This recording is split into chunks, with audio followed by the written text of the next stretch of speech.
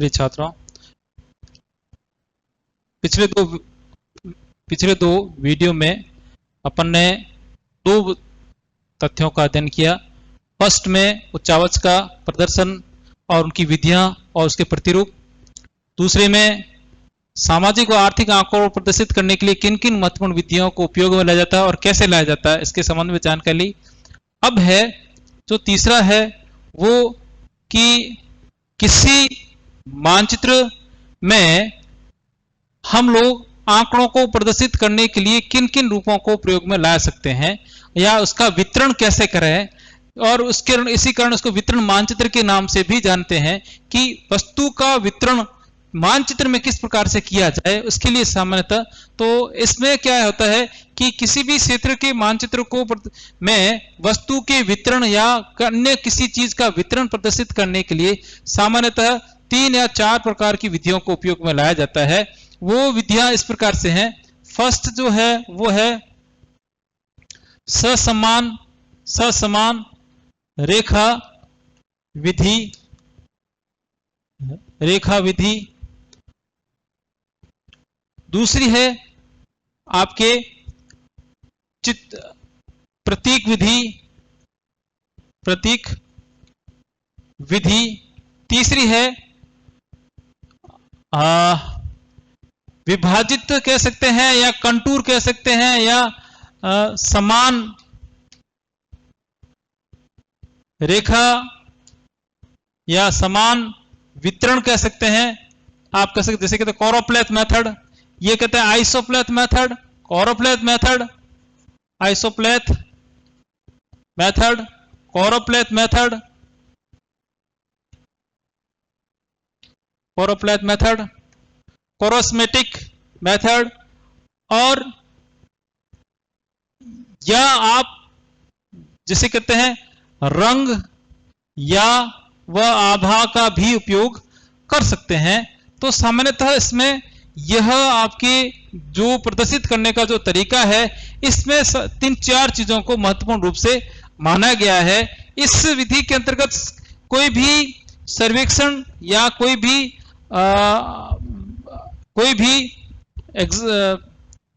मुख्य आपके अध्ययनकर्ता इन विधियों को देखते ही या इनके बारे में पढ़ते ही या इसके वस्तु को जानते ही आसानी से कर सकता है। तो इसके लिए क्या करते हैं, ससमान रेखा विधि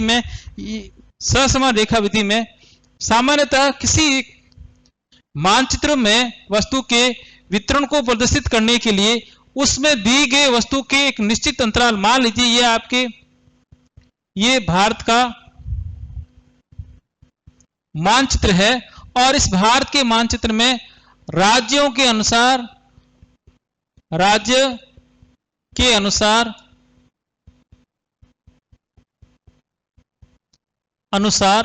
आपको वर्षा का वितरण दर्शाना है। वर्षा का वितरण दर्शाना है तो इस मानचित्र में सबसे पहले किसी भारत के सभी राज्यों की जनसंख्या वर्षा की आंकड़े उसके उस संबंधी वर्षा के आंकड़ों को प्राप्त करेंगे और प्राप्त करने के पश्चात इसमें एक निश्चित अंतराल रखेंगे और अंतराल करने के बाद जैसे मान लीजिए आपका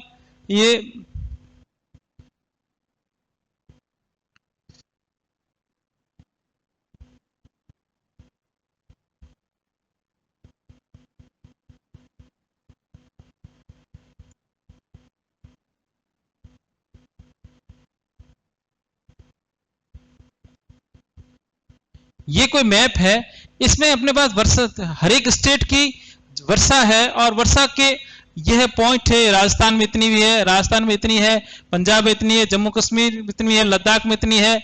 ये इस प्रकार से सभी राज्यों की वर्षा के आंकड़ों को मानचित्र पर रख दिया जाता है और रखने के बाद जैसे ये और बाद में इन बिंदुओं को इसमें एक निश्चित वर्ग अंतराल निर्धारित करता है और निर्धारित करने का तरीका क्या, अधिकतम वर्षा के क्षेत्र और न्यूनतम दोनों के बीच में अंतराल ज्ञात करके उसके समान भागों में विभाजित कर देते हैं और विभाजित करने के बाद इन जो एक समान लाइन वाली रेखा जैसे समान इस प्रकार से एक समान दूरी या समान मूल्य को दर्शाने वाली रेखाओं के द्वारा यह प्रदर्शन किया जाता है। और ये जो प्रदर्शन करने का जो तरीका कहलाता है वो आइसोप्लेथ मेथड या आइसोबार के नाम से, या आइसो के मतलब समान रेखा, मतलब सभी इसमें वस्तु का मूल्य समान रखकर जहां से लाइन गुजरती है उस लाइन में को आइसोप्लेथ। तो इसमें जैसे मान लीजिए यहाँ पर 50 सेंटीमीटर बारिश हुई है, ये 100 की है या 150 की है, ये 200 की, तो अंतराल अपन ने कितना रखा, 50-50 का रखा, ये 250 की है। तो ये डिपेंड करेगा आपके आंकड़े पर्याप्त हो, उन आंकड़ों के बीच में अंतर प्राप्त हो उनके बीच में, और उस आंकड़ों की उनका विभाजन किया जा सके, विभाजन सहित समान रूप से किया जा सके, वो आसानी से विभाजित हो, उनकी लाइनों को बनाया जा सके। तो इस प्रकार से जो लाइनों के रूप में प्रदर्शित किया जाता है, वस्तु का प्रदर्शन किया जाता है, इस विधि को हम लोग आइसोप्लेथ या समान रेखा विधि भी कहते हैं। तो इसमें हम लोग वस्तु को रेखीय रूप में जो समान मूल्य को प्रदर्शित करने के लिए, तो इसमें जहां जहां से ये लाइन गुजरी है, मूल्य उस वस्तु का मूल्य, चाहे वर्षा हो या जनसंख्या हो या अन्य है उत्पादन हो, मिट्टी हो, कुछ भी हो, तो ये उस समान की लाइन या उस वस्तु के मूल्य को आसानी से इसमें दर्शाती। जैसे फॉर एग्जांपल कि यहाँ पर जो बारिश होगी वो 250 से 200 से 250 के बीच में होगी, तो ये अपने आप शो करेगा कि ये ऐसे राज्य है जहां पर वर्षा का जो वर्षा जो पाई जाती है वो इसके बीच में पाई जाती है। तो जो भी प्लान करने वाला होगा या योजना बनाने वाला योजनाकार होगा, वो भारत के संबंध, चाहे सड़कों की हो, रेल की हो या अन्य की हो, वो योजनाओं को इस वर्षा के रूप के या इसके स्वरूप को देख आसानी याद कर सकता है कि हमें यहाँ पर इस प्रकार की प्लानिंग कर सकते हैं। तो ये तो तरीका ये आता है। दूसरा आता है प्रतीक। प्रतीकों के बारे में मैंने पहले ही बता दिया कि इसमें क्या होता है कि वस्तु को प्रदर्शित करने के लिए प्रतीक का उपयोग करते हैं। प्रतीक कौन कौन से हैं कि जैसे आपने प्रतीक के लिए इसमें 3 प्रकार के प्रतीकों का उपयोग में लाया जाता है। फर्स्ट, ये एक तो होते हैं चित्रीय प्रतीक, चित्र के रूप में, दूसरा है नाम के रूप में, और तीसरा है ज्यामितिक रूप में। ये ज्यामितीय प्रतीक नाम या अक्षर और नाम या अक्षर के से संबंधित, और तीसरा पिक्टोरियल यानी चित्र या चित्रात्मक जिसे कह सकते हैं। तो चित्रात्मक रूप में जो मूल चित्र है उसको भी ऐसा कर सकते हैं। अब चित्रात्मक रूप में जैसे फॉर एग्जांपल चाय का वितरण दर्शाना है, भारत में चाय का वितरण, तो चाय की पत्ती का वितरण दर्शा सकते हैं। या गन्ना है तो गन्ने का हम लोग गन्ने का जो ईख है, उसे लकड़ है, उसके या डंठल है, उस डंठल को बता सकते हैं। बाजरे के भुट्टा बता सकते हैं, तो ये मक्के के भुट्टे को बता सकते हैं। तो ये जो चित्र के रूप में जो प्रदर्शित करने का जो तरीका कहलाता है वो चित्रात्मक प्रदर्शन होगा। ठीक इसी प्रकार से नाम या अक्षर, यानी कि इसमें क्या करते हैं, जब ध्यान रखिए इसका ये जो चित्र आसानी से बनाए जा सकते हैं उनके लिए चित्रों का उपयोग करते हैं, और जिसके चित्र नहीं होते उसका नाम का प्रयोग कर सकते हैं। नाम हिंदी के अक्षर, हिंदी जो वस्तु प्रदर्शित की जाए उसके मूल अक्षर, प्रथम अक्षर को भी ले सकते हैं, इंग्लिश में ले सकते हैं या हिंदी में भी ले सकते हैं। तो इन दोनों, हिंदी और अंग्रेजी दोनों के रूप में इसको और जहां पर प्रदर्शित कर, मान लीजिए राजस्थान है और राजस्थान में अपना यहाँ पर बाजरा होता, तो क्या लिखेंगे राजस्थान में, यहाँ लिख देंगे बाजरा, बी या बा, या बी हिंदी में लिखेंगे बा, और अंग्रेजी में लिखेंगे जो भी मेज वो लिख देंगे। ठीक इसी प्रकार से आपके ज्यामितीय प्रतीक में हम लोग ज्यामितीय प्रतीकों को उपयोग में लेते। ज्यामितीय प्रतीकों से तात्पर्य कि आपके आयत है, वर्त है, वर्ग है, बिंदु है, त्रिभुज है, या और भी जो ज्यामितीय रूप है उनको इसमें षटकोण है। ताकि इसमें क्या होता है, जब अपने पास विभिन्न प्रकार के वितरण के रूप हो, जैसे खनिज आ गए। अब राजस्थान में काफी सारे खनिज मिलते हैं। अब इन खनिजों को हमें दर्शाना है, उनके उत्पादन को भी दर्शाना है, तो क्या करेंगे, किसी एक खनिज के लिए त्रिभुज को निर्धारित करेंगे, दूसरे खनिज के लिए आयत को निर्धारित, तीसरे के लिए, इस प्रकार से जितने खनिज होंगे उसके किसी के लिए डॉट का निर्धारित करें, तो खनिज का वितरण भी आसानी से दर्शा सकते हैं। या आप मान लीजिए गायों वसुधन का निर्धारण, पशुधन को निर्धारित करें, उत्पादन। तो ये जो जब हमारे पास वस्तुओं की संख्या अधिक हो और उसमें उनको दर्शाना भी मानचित्र में अनिवार्य होता है, तब हम लोग इस विधि का उपयोग में लेके आते हैं। तो चित्रीय प्रतीक, ज्यामितीय प्रतीक, ज्यामितीय प्रतीकों का उपयोग करके वस्तु को मानचित्र पर दर्शाते हैं। ज्यामितीय और चित्रीय चित्रों को इस पर बनाकर मानचित्र में प्रदर्शित करते हैं। और आपके नामाक्षर प्रतीक या प्रतीक विधि में हम लोग नाम या जो वस्तु के द्वारा प्रथम उसको हम उसके द्वारा इसको प्रदर्शित करने का प्रयास करते हैं। तो ये जो तरीका है वो कहलाते हैं प्रतीक विधि या आपकी तीसरी विधि जो आती है, इस विधि में हम लोग किसी वस्तु के लिए एक पर्टिकुलर ग्रुप निर्धारित करते हैं और उस ग्रुप के अनुसार उसका विभाजन करते हैं। जैसे मान लीजिए राजस्थान, भारत में जनसंख्या का घनत्व दर्शाना है, तो वो जो जनसंख्या या राजस्थान में जनसंख्या का घनत्व दर्शाना है, तो ये राजस्थान के मैप में जितने भी जिले हैं, इन जिलों में इसको अपना आसानी से इसको जिलों में विभाजित करते हैं और विभाजित करने के बाद इनका इसमें जो भी अपने डिवाइड होते हैं उनको आसानी से इसमें। अब कैसे, तो सबसे पहले इसमें आरोही अथवा आरोही क्रम में उनको व्यवस्थित करते हैं। किसको, जो भी आप वस्तु प्रदर्शित कर रहे हैं, जैसे आप जनसंख्या के घनत्व को प्रदर्शित कर रहे हैं, तो इस जनसंख्या के घनत्व में अधिकतम जनसंख्या घनत्व वाले जिलों और न्यूनतम जनसंख्या को क्रमशः उनको निर्धारित कर देते हैं, उनको एक ग्रुप में विभाजित कर देते हैं जैसे, और फिर उनके ग्रुप का निर्धारण कर देते हैं। और जैसे ये मैंने लिखा A, B, C, D, E, F, G, H। अब यहां पर ये जिले हैं, यहां पर जैसे मान लीजिए इसका घनत्व 150 है, इसका 20 है, इसका 200 है, इसका 100 है, इसका यदि 300 है, और इसका आपके 250 है, इसका 150 है, इसका आपके फिर ये 110 है। तब अब आप क्या कर दीजिए कि ये H I कर दिया 70, F कर दिया 50 या 30। अब आप क्या कर दीजिए, इनके लिए एक पर्टिकुलर पैमाना निर्धारित कर दिए कि 0 से 50 के बीच में कौन कौन से जिले आ रहे हैं, उनके नाम निर्धारित कर दीजिए। जैसे 0 से 50 के बीच में कौन कौन से जिले आ रहे हैं, एक तो आ रहा है F आ रहा है, ये कौन सा आ रहा है, दूसरा आ रहा है B आ रहा है। तो B और इसके लिए आप एक पर्टिकुलर रंग या आभार, मान लीजिए इसके लिए रंग कर दिया आपने लाल रंग कर दिया। ठीक इसी प्रकार 50 से 100 के बीच में कौन से जिले आ रहे हैं और कितने जिले आ रहे हैं, 50 से 100 के बीच जैसे आ रहा है, ये I आ रहा है और ये दूसरा D आ रहा है, तो ये D आ रहा है। तो इसके लिए आप ब्लू रंग कर दीजिए या नीला रंग कर दीजिए।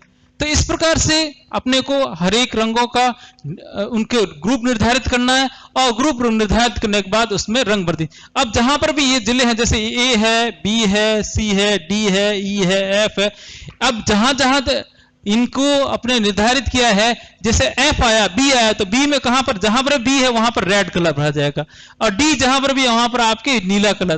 तो जिसके लिए जो रंग है वो रंग को भर देते। इस प्रकार से जो प्रदर्शित करने का तरीका है वो आपका जो कहलाएगा कॉरोप्लेथ या समान वितरण, मतलब जिसमें वस्तु को वितरण समान रूप से किया गया है, उसके ग्रुप को अनुसार उसका विभाजित किया गया है। तो ये जो तरीका कहलाएगा वो समान वितरण विधि या कॉरोप्लेथ मेथड के नाम से जानत है। रंग और आभा विधि भी लगभग इसी के समान ही है और इसमें ये मतलब इसी विधि को रंग और आभा विधि भी कहते हैं।